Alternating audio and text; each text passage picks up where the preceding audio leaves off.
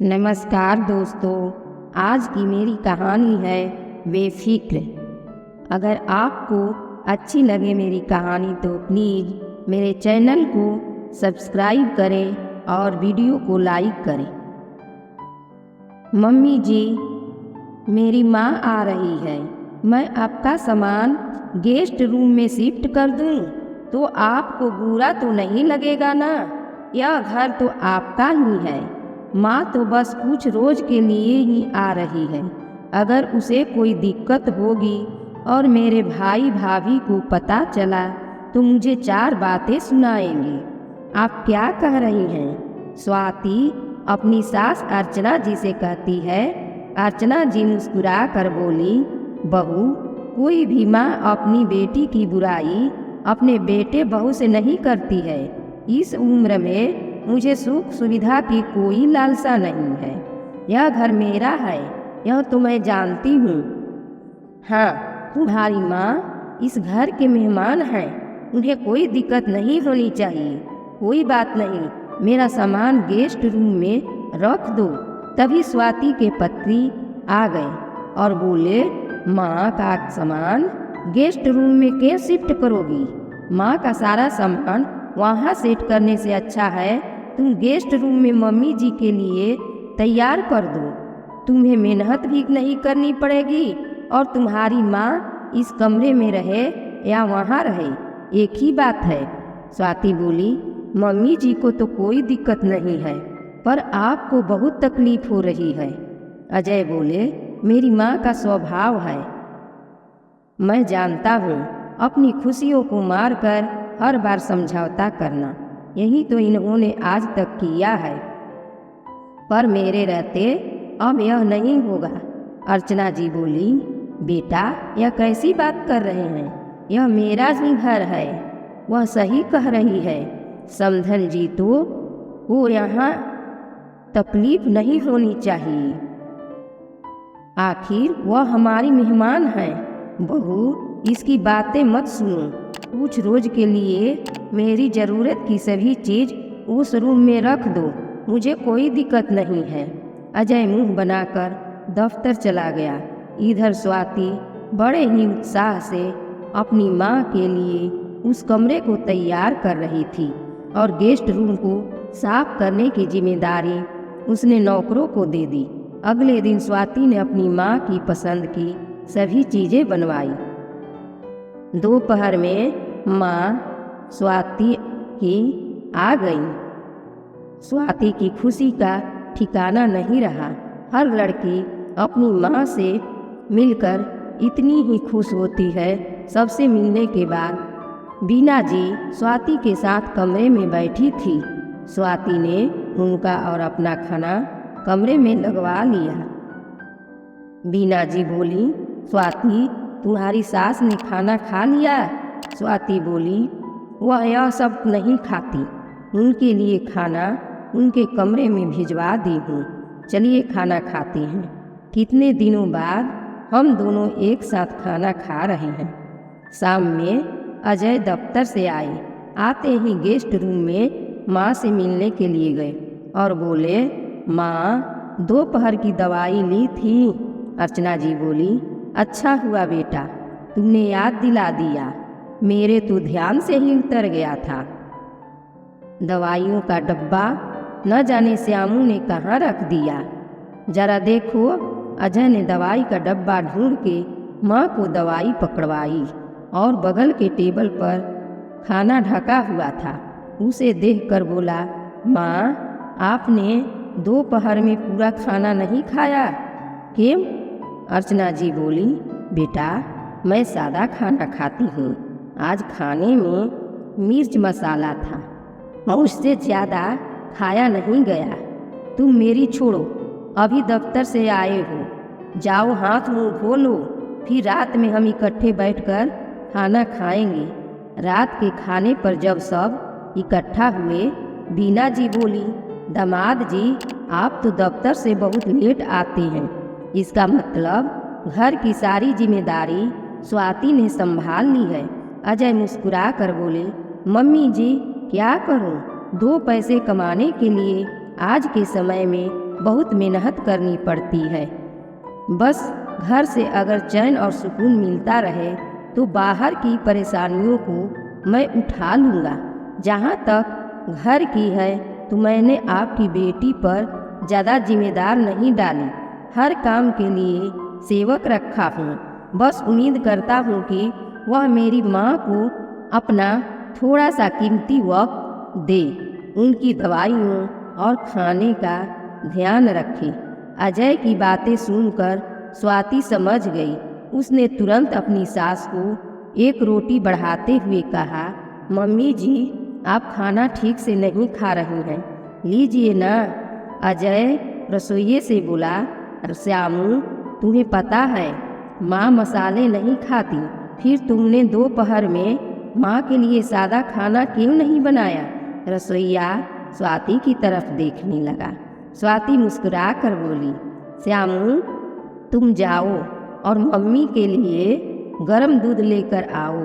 अजय, आज माँ आई थी तो उनकी पसंद का खाना बनवाई थी। मेरे ध्यान से उतर गया कि मम्मी जी तेल मसाला नहीं खाती हैं।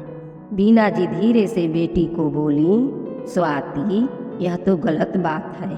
तुमने कहा था तुम्हारी सास को सादा खाना कमरे में पहुंचा दी। यह गलत बात है बेटा। मैं तो 2 रोज के बाद चली जाऊंगी।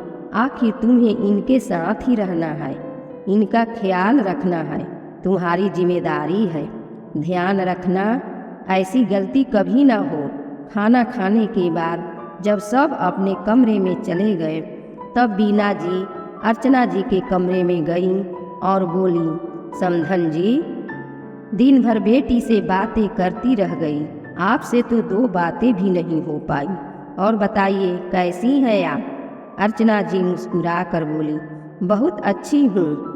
जो औरत बुढ़ापे में अपने बेटे बहू के साथ रहे उसे भला क्या दिक्कत होगी। अगले दिन जब बीना जी तैयार हो रही थी तो स्वाति अपनी साड़ी निकाल कर दी और बोली, माँ, यह साड़ी पहनो, यह आप पर बहुत खिलेगी। माँ ने बेटी का मन रखने के लिए वह साड़ी पहन ली। अजय तैयार होकर नाश्ता रख करके टेबल पर सबके साथ बैठे और बोले, स्वाति, ध्यान रखना, आज माँ की दवाई छूटे नहीं चाहिए, वरना उसकी तबीयत बिगड़ जाएगी, फिर तुम्हें ज़्यादा मेहनत करनी पड़ेगी। अजय दफ्तर जाने से पहले हमेशा माँ से मिलकर जाते थे। यह देखकर बीना जी बोली, दामाद जी बहुत भले मानुस हैं। आशा करती हूँ तुम भी अपने आने वाले बच्चों को इनके जैसा ही बनाओगी। स्वाति मुस्कुराने लगी और बोली, क्यों, मैं अच्छी बेटी नहीं हूँ? बीना जी बोली, तुम अच्छी बेटी हो, बस अच्छी बहू भी बन जाओ तो मेरा जीवन सफल हो जाए। एक तुम्हारा भाई है। तुम्हारे पिता के जाने के बाद मुझे अपनी जिम्मेदारी और ख्याल खुद रखना पड़ता है। उसे और उसकी पत्नी को बस तुम्हारे पापा के पेंशन से प्यार है, तभी वह मेरे साथ रहता है, वरना कब का घर छोड़कर जा चुका होता। 2 दिन बाद अर्चना जी को कीर्तन में जाना था। वह श्यामू को बोली, श्यामू, मेरे कमरे से मेरी एक लाल साड़ी ला दो। जब श्यामू गया तो बीना जी कमरे में सो रही थी और कमरे का दरवाज़ा बंद था। जब श्यामू ने यह बात बताई तो अर्चना जी बहू के कमरे में गई और उसकी अलमारी से एक हल्की सी लाल साड़ी निकालकर पहन ली। कुछ देर बाद जब अर्चना जी तैयार होकर निकलने लगी तो स्वाति की उन पर नज़र पड़ी तो वो बोली, मम्मी जी, यह तो मेरी साड़ी है। यह साड़ी मैं बुटीक से लेकर आई थी और अभी तक मैंने एक बार भी नहीं पहनी। आप इस बरसात के मौसम में पहनकर बाहर जा रही हैं? अर्चना जी बोली, बहू, मैं तुम्हारी साड़ी नहीं पहनती। समधन जी मेरे कमरे में दरवाज़ा बंद करके सो रही थी और तुम दूसरे कमरे में फोन पर बातें कर रही थी। कीर्तन में बहुत सारे लोग आएंगे। अगर मैं घर की साड़ी पहन कर जाऊंगी तो लोग चार बातें करेंगे। कहेंगे बेटा कमाता है और माँ ऐसे कपड़े पहनती है। तुम ही बताओ मैं क्या करती।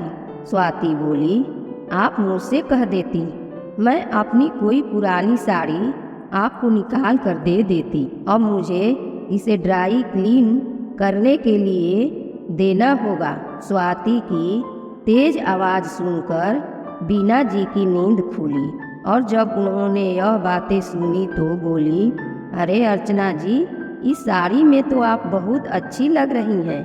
आपने बताया था आपको कीर्तन में जाना है। जाइए जाइए, आपको देर हो रही है। बीना जी ने स्वाति को आंखें दिखाईं और इधर अर्चना जी कीर्तन के लिए चली गई। उनके जाने के बाद वह बोली, अपनी सास से यह बातें करने का क्या तरीका है। एक साड़ी क्या उन्होंने तुम्हारी पहन ली, तुमने उन्हें कितना कुछ सुना दिया। तुम भूल रही हो जिस पैसे से यह साड़ी आई है उन पैसों पर तुमसे पहले उनका अधिकार है। स्वाति बोली, उनका अधिकार कैसे माँ? बोली, पैसे क्या तुम खुद कमाती हो? अरे समधन जी, आप बड़ी जल्दी आ गई। कीर्तन खत्म हो गया क्या? अर्चना जी बोली, नहीं, वह कीर्तन में नीचे बैठना था। ज़्यादा देर बैठती तो बहू की साड़ी खराब हो जाती, इसलिए प्रणाम करके चली आई। मैं कपड़े बदल कर आती हूँ, फिर श्यामू को बोलूँगी साड़ी को ड्राई क्लीन के लिए दे दे। कुछ देर बाद अर्चना जी श्यामू को ड्राई क्लीन के लिए भेज रही थी तो स्वाति बोली, मम्मी जी, अब जो होना था वो हो गया। मैं खुद इसे ड्राई क्लीन करवा लूँगी, आप रहने दीजिए। अर्चना जी बोली, बहू, अगर यही साड़ी तुम्हारी माँ पहनती तो क्या तुम्हारा व्यवहार उनके साथ भी ऐसा ही होता? मैंने तो कभी अपने बेटे और तुम में अंतर नहीं किया, पर शायद तुम भूल गई। रात में जब सब खाना खाने बैठे, बीना जी बोली, समधन जी, सुबह में मैं चली जाऊंगी तो आज रात हम दोनों एक साथ सोएंगे। पता नहीं फिर कब आपसे मिलना होगा। अजय अपनी सास को बोला, मम्मी जी, आप अपना यह गुण थोड़ा सा स्वाति को दे देती तो मुझे बहुत अच्छा लगता। स्वाति मुंह बनाकर अजय को देख रही थी। तभी अजय बोला, अरे माँ, मैं आपको कुछ दिखाना भूल गया था, रुको आता हूँ। यह देखिए, आज मेरी कंपनी का बहुत मुनाफा हुआ है तो मुझे प्रमोशन और यह चेक मिला है। अर्चना जी बोली, बेटा, यह तुम्हारी मेहनत का फल है, यह बहू को दे दो। स्वाति मुस्कुराने लगी। अजय बोला, माँ, मेरी मेहनत के साथ आपकी त्याग और आपकी मेहनत भी जुड़ी है। अगर आपने अपना पसीना बहाकर मुझे इस लायक नहीं बनाया होता तो आज मैं यहाँ नहीं होता। अर्चना जी बोली, बेटा, इस उम्र में तुम मेरी इतनी इज्जत और मान सम्मान रखते हो, मेरे लिए यही बहुत है। इन पैसों पर मेरा नहीं, बहू का अधिकार है। मेरे शौक करने के दिन अब खत्म हुए। इसकी उम्र है अभी से सजने संवरने की, और तुम्हारे पैसों पर मुझसे ज़्यादा अब उसका अधिकार है। इतना कहकर अर्चना जी वह चेक स्वाति के हाथों में दे दी। बीना जी अपनी बेटी की तरफ देख रही थी। स्वाति की आंखों में आंसू आ गए। उसने अर्चना जी से कहा, मम्मी जी, अगर मेरी किसी भी बात से आपको तकलीफ हुई है तो आप मुझे माफ़ कर दीजिए। कोशिश करूँगी कभी अपनी बातों से आपको दुखी ना करूँ। आज से जैसे मेरी माँ वैसे ही आप मेरे लिए हैं। अर्चना जी बोली, बहू, याद रखना, तुम्हारी माँ के जाने के बाद भी इस घर में तुम्हारी एक ही माँ रहेगी। अगर एक लड़की अपनी सास से माँ जैसा प्यार करती है तो उस सास से खुश नसीब कोई नहीं है।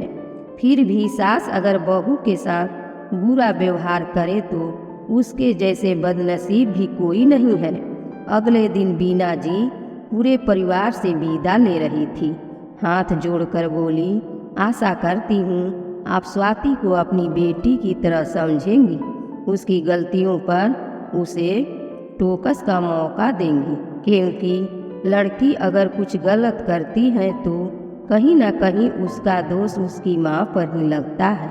इतना कहकर वह सबसे ज़्यादा दुखी हुई और विदा ली।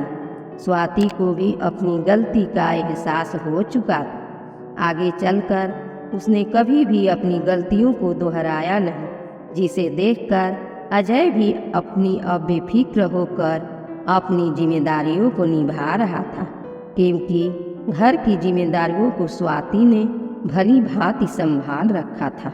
आशा करती हूँ दोस्तों आपको हमारी कहानी पसंद आई होगी। धन्यवाद।